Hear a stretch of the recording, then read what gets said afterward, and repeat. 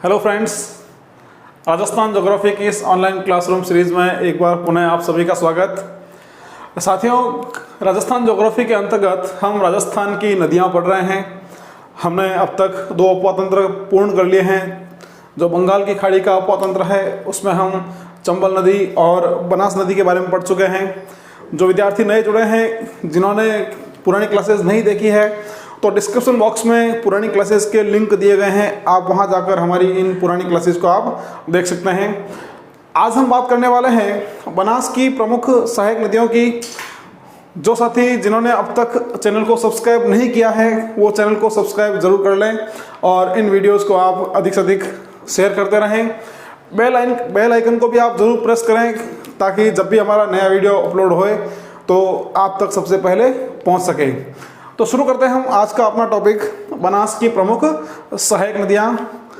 तो पिछली जो क्लास हमारी थी, उस क्लास में हमने बात की थी बनास नदी के बारे में कि जो बनास नदी है यह राजसमंद जिले में खमनोर की पहाड़ियों से निकलती है और खमनोर की पहाड़ियों से निकलने के बाद यह नदी सवाई माधोपुर में कहाँ जाएगी?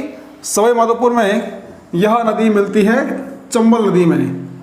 स्थान होता है रामेश्वर घाट। तो रामेश्वर घाट के निकट बनास नदी चंबल नदी में मिल जाती है। तो ये जो चर्चा है यह हम पिछली क्लास में कर चुके हैं। पिछला वीडियो आप देखें तो स्थान था खमनोर, जहाँ से बनास नदी का उद्गम होता है, और ये स्थान था रामेश्वर धाम, रामेश्वर घाट सवाई माधोपुर में, जहाँ पर यह जो बनास नदी है यह बनास नदी चंबल नदी में मिल जाती है। और बनास नदी जो है इसका प्रवाह हमने बात किया था, यह नदी राजस्थान के 6 जिलों में प्रवाहित होती है। अब आज हम बात करने वाले हैं इस बनास की जो प्रमुख सहायक नदियां हैं। तो कौन कौन सी सहायक नदियां इसकी है, क्या क्या विशेषताएं हैं, उसकी हम बात करेंगे। तो बनास की जो पहली सहायक नदी होती है वह सहायक नदी है बेड़च। बनास की पहली सहायक नदी बेड़च नदी।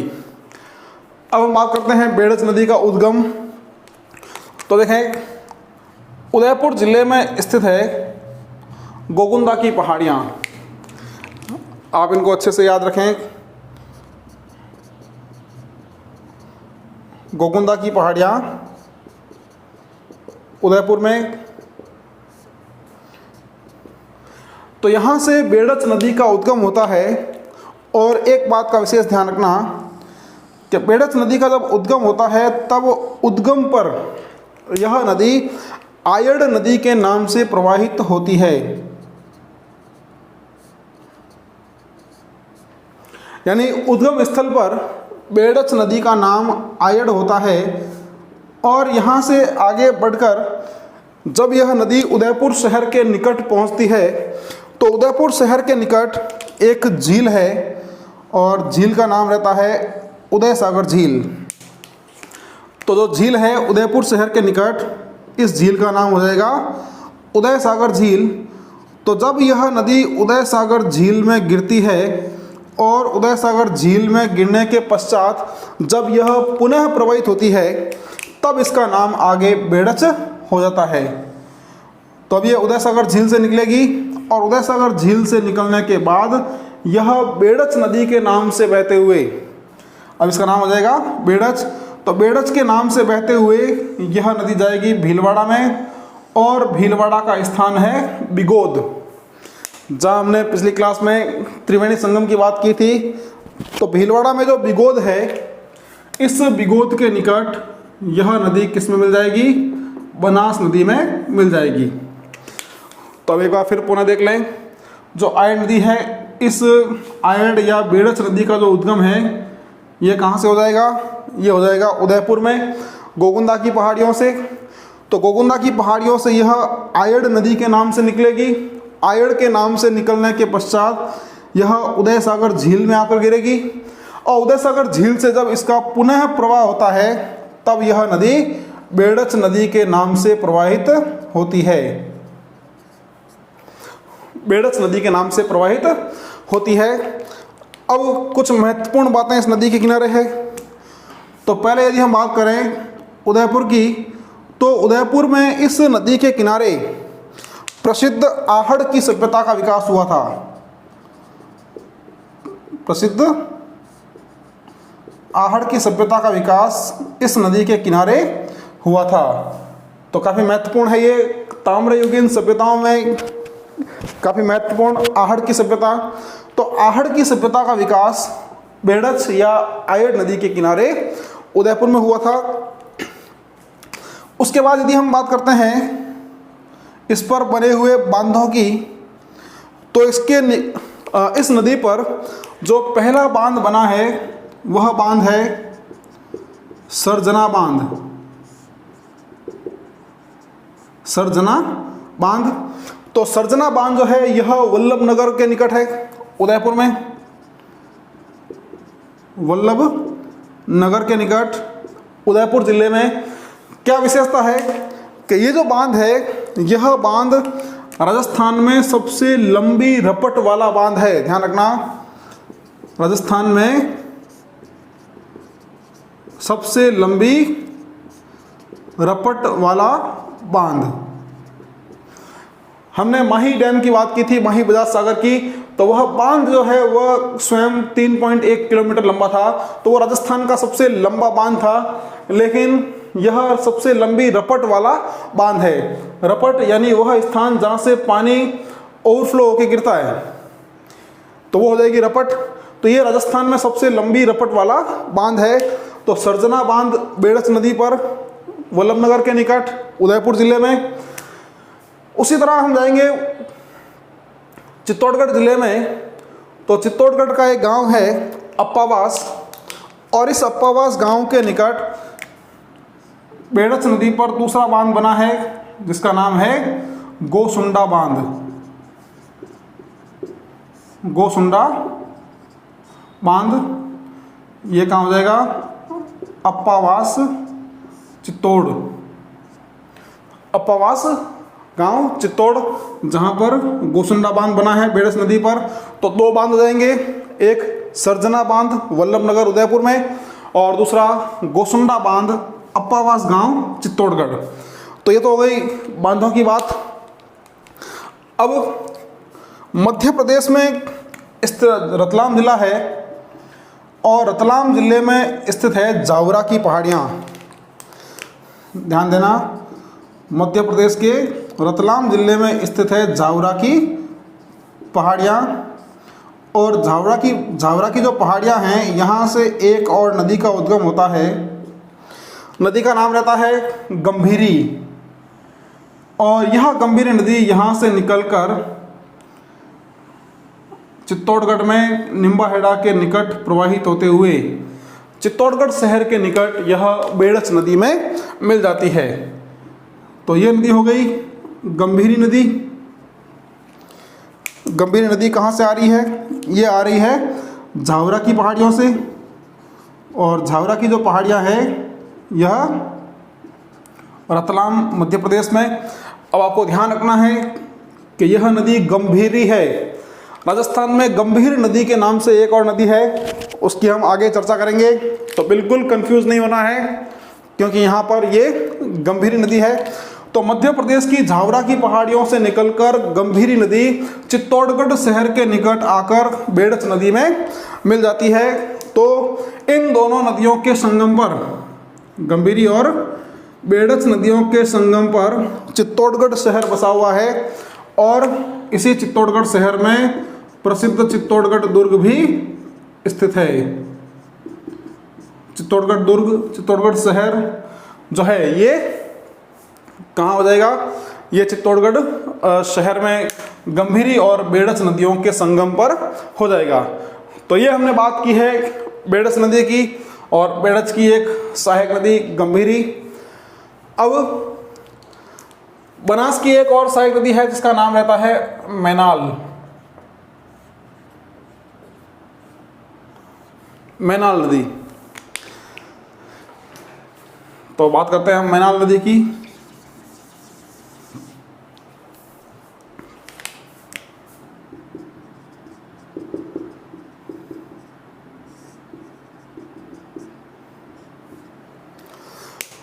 तो चित्तौड़गढ़ से ही भीलवाड़ा में इस नदी का उद्गम होता है, मैनाल नदी का, और भीलवाड़ा में ही बिगोद के निकट यह किसमें मिल जाएगी, यह मिल जाएगी बनास नदी में, और बनास नदी के साथ यह बेड़ज के साथ मिलकर त्रिवेणी संगम का निर्माण करती है। तो ये हम बात कर रहे हैं मैनाल नदी की, जो बिगोद के निकट आकर बेड़ज और बनास के साथ त्रिवेणी संगम का निर्माण करती है। अब मैनाल नदी का महत्व एक ही बात के लिए है, मैनाल नदी पर बना हुआ है मैनाल जलप्रपात। मैनाल जलप्रपात, यह जलप्रपात चूलिया जलप्रपात के बाद राजस्थान का दूसरा सबसे ऊंचा जलप्रपात है। तो ध्यान रखना, जो मैनाल जलप्रपात है यह कहाँ स्थित है, यह हो जाएगा भीलवाड़ा में, और यह मैनाल जलप्रपात चूलिया जलप्रपात के बाद राजस्थान का दूसरा सबसे ऊंचा जलप्रपात है। कोई दिक्कत नहीं यहाँ तक, किसी तरह की समस्या नहीं। अब हम बात करते हैं बनास की अगली प्रमुख सहायक नदी। तो बनास की अगली जो प्रमुख सहायक नदी है उसका नाम रहता है कोठारी नदी। ये हो जाएगी कोठारी नदी। तो कोठारी नदी जो है इसका उद्गम होता है राजसमंद जिले में। राजसमंद जिले में प्रसिद्ध दिवेर की पहाड़ियां,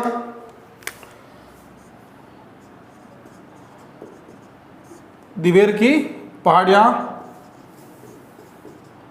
मैराथन ऑफ मेवाड़ दिवेर राजसमंद में, जहां से कोठारी नदी का उद्गम होता है, और यहाँ से निकलकर यह जो नदी है ये कहाँ चली जाएगी, भीलवाड़ा में। और भीलवाड़ा का एक स्थान है नंदराय, यहाँ से निकली और यहाँ से निकलने के बाद ये आ जाएगी भीलवाड़ा में, और भीलवाड़ा का जो स्थान रहता है स्थान का नाम हो जाएगा नंदराय।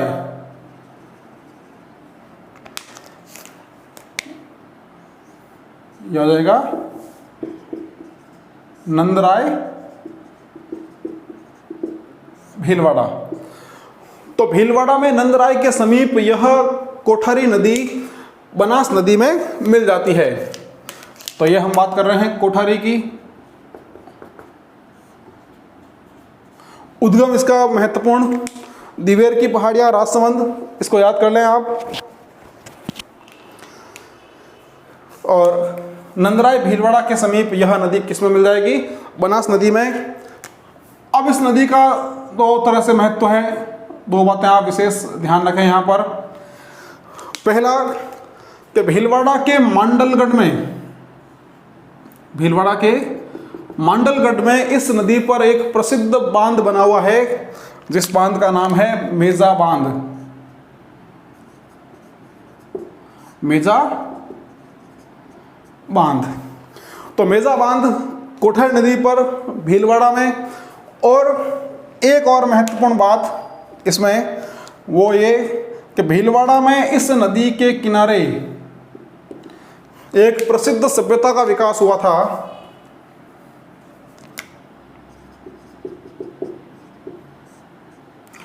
और वो जो सभ्यता थी, सभ्यता का नाम था बागोर की सभ्यता। बागोर की सभ्यता। तो सवाल यहां बनता है, नदियों से जो संबंधित सवाल है कैसे बनेगा कि एक तरफ 4 नदियों के नाम देगा, एक तरफ 4 सभ्यताओं के नाम देगा, तो आपको वहां उनको सुमेलित करना है, या यह सभ्यता नाम दे देगा बागोर की सभ्यता कौन सी नदी के किनारे विकसित हुई थी, तो नदी हो जाएगी कोठारी नदी। किस जिले में हुई थी, तो भीलवाड़ा में। कोई दिक्कत नहीं यहाँ तक। इसके बाद जो अगली नदी है बनास की सहायक, उसकी हम बात करेंगे। आप साथ साथ में नोट्स बनाते रहें, व्यवस्थित रूप से इनको लिखते रहें, नदी का नाम लिखें, उसका उद्गम कहाँ से है, वह समाप्त कहाँ हो रही है, उस पर बांध कौन से बने हैं, उसकी सभ्यता कौन सी है, और भी कोई महत्वपूर्ण बात है तो वो आप साथ में ज़रूर लिखते रहें। अगली जो नदी आने वाली है वो है खारी नदी। खारी नदी तो ये बनास की एक और महत्वपूर्ण सहायक नदी है। तो हम बात करते हैं पहले खारी नदी के उद्गम की। तो राजसमंद जिले के अंतर्गत ही, राजसमंद जिले में ही स्थित है बिजराल गांव की पहाड़ियां। बिजराल गांव की पहाड़ियां, जहां से खारी नदी का उद्गम होता है। अब ये खारी नदी यहाँ से निकलती है राजसमंद से, उसके बाद यह अजमेर ज़िले में इसका कुछ प्रवाह होगा और अजमेर ज़िले में प्रवाहित होने के बाद यह चली जाएगी भीलवाड़ा में, और भीलवाड़ा में बहते हुए यह बनास नदी में मिल जाएगी टोंक ज़िले में आकर। तो टोंक में जो स्थान रहता है, स्थान का नाम राजमहल, स्थान का नाम हो जाएगा राजमहल टोंक, राजमहल टोंक, जहां पर बनास, खारी और डाई इन 3 नदियों का त्रिवेणी संगम स्थित है। तो राजसमंद जिले में बिजराल गांव की पहाड़ियों से निकलकर यह नदी भीलवाड़ा अजमेर में प्रवाहित होते हुए टोंक में राजमहल के निकट यह बनास नदी में मिल जाती है। अब इसके 2 महत्वपूर्ण बातें ध्यान रखें आप खारी नदी में। पहला तो अजमेर ज़िला। अजमेर ज़िले में इस नदी पर एक बांध बना हुआ है जिसका नाम है नारायण सागर बांध। नारायण सागर बांध। तो नारायण सागर जो बांध है यह अजमेर ज़िले में स्थित है और इसको अजमेर का समुद्र कहा जाता है। अजमेर का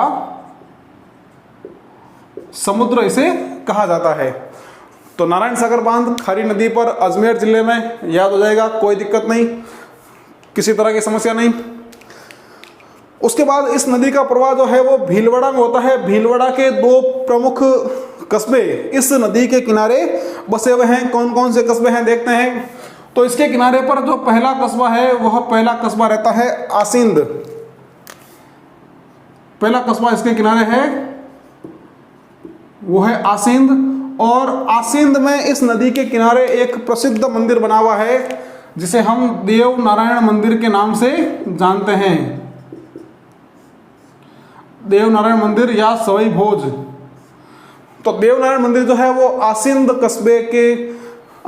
कस्बे में खारी नदी के किनारे स्थित है। इसी तरह एक और कस्बा है भीलवाड़ा का जो इस नदी के किनारे है और वह रहता है शाहपुरा। दूसरा कस्बा जो है शाहपुरा भीलवाड़ा। और इस शाहपुरा में भी खारी नदी के किनारे एक प्रसिद्ध मंदिर बना हुआ है जो शिव और सूर्य का संयुक्त मंदिर है। शिव और सूर्य का संयुक्त मंदिर है जिसे कहते हैं मार्तंड भैरव मंदिर। मार्तंड भैरव मंदिर किसका है ये? सूर्य और शिव का संयुक्त मंदिर है। तो शाहपुरा भीलवाड़ा में मार्तंड भैरव मंदिर, सूर्य और शिव का ये संयुक्त मंदिर है। आसिंद में देवनारायण मंदिर और अजमेर में नारायण सागर बांध जो है खारी नदी पर स्थित है। तो ये हमने बात की है खारी नदी की जो राजसमंद में बिजराल गांव की पहाड़ियों से निकलती है।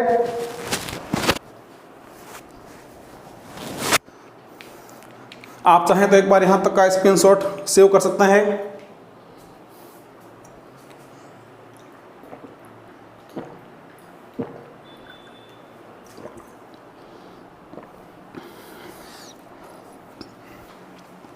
चलिए आगे बढ़ते हैं हम। बनास की एक और सहायक नदी है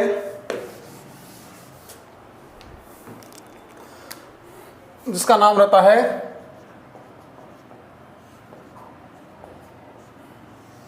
मोरेल नदी, ये हो जाएगी मोरेल नदी। बात करें अगर मोरेल नदी की, तो जयपुर जिले में स्थित है चैनपुरा की पहाड़ियाँ, ये पहाड़ियाँ हो जाएगी चैनपुरा, जयपुर। तो यहाँ से मोरेल नदी का उद्गम होता है और ये यहाँ से निकलकर सवाई माधोपुर में आकर यह बनास नदी में मिल जाती है। तो चैनपुरा जयपुर से मोरेल नदी का उद्गम, और यहाँ से यह दौसा में होते हुए सवाई माधोपुर में आकर यह किस में मिल जाएगी, यह मिल जाएगी बनास नदी में। अब सवाई माधोपुर का एक स्थान है, गांव का नाम हो जाएगा पिलूखेड़ा, गांव का नाम पिलूखेड़ा। पिलूखेड़ा कहाँ हो जाएगा, सवाई माधोपुर।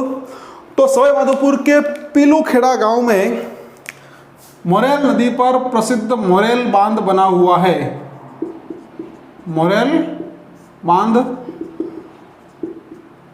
तो मोरेल बांध, पिलूखेड़ा, सवाई माधोपुर, कोई दिक्कत नहीं।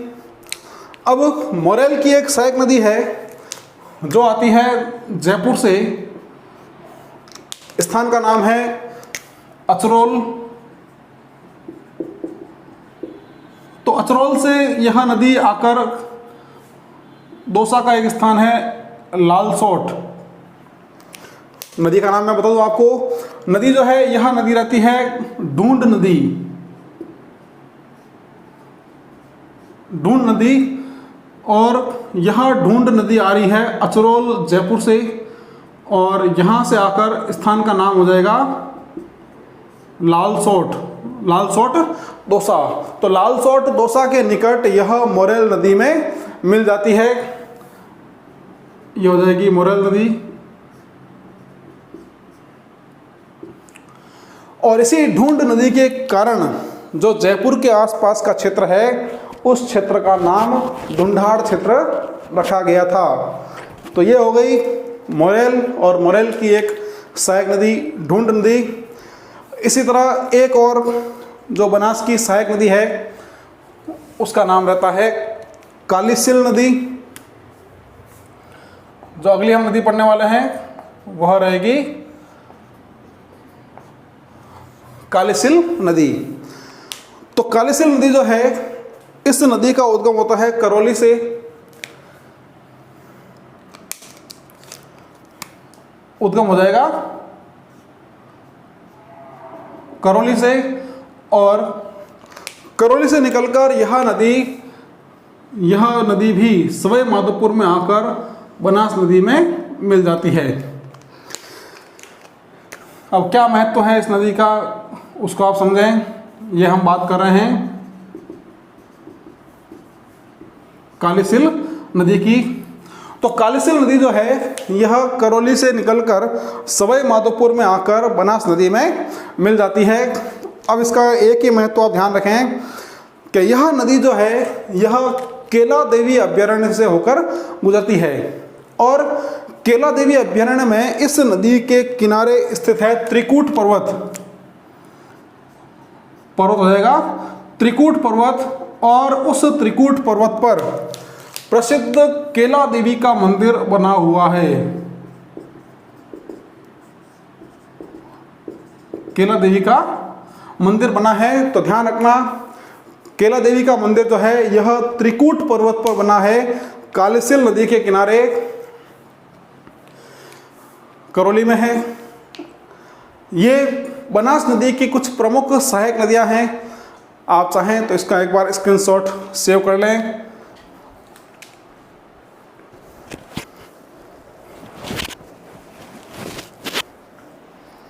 हमने बनास की जो महत्वपूर्ण सहायक नदियां हैं, उन सब के बारे में यहाँ चर्चा की है।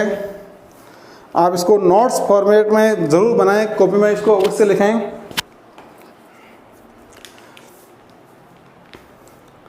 तो यहाँ तक हमारी जो है बनास और उसकी प्रमुख सहायक नदियाँ पूर्ण हुई। अब बंगाल की खाड़ी के अपवा तंत्र में कुछ और नदियाँ बसती है, जो हम अगली क्लास में उसको पूर्ण करेंगे। आपको यहाँ तक की क्लासेस पसंद आई है तो आप इनको लगातार शेयर करते रहें। इस चैनल को आप सब्सक्राइब ज़रूर करें और अपने मित्रों तक अधिक से अधिक इस जानकारी को आप ज़रूर पहुंचाएं ताकि उनको भी अपनी तैयारियों में कुछ फ़ायदा हो सके। हमारी तरफ से अगली क्लास के साथ बहुत जल्द हम फिर मिलने वाले हैं। तब तक आप पढ़ते रहें, रिवीजन करते रहें, शेयर करते रहें, सब्सक्राइब ज़रूर करें। बहुत बहुत धन्यवाद। Thank you.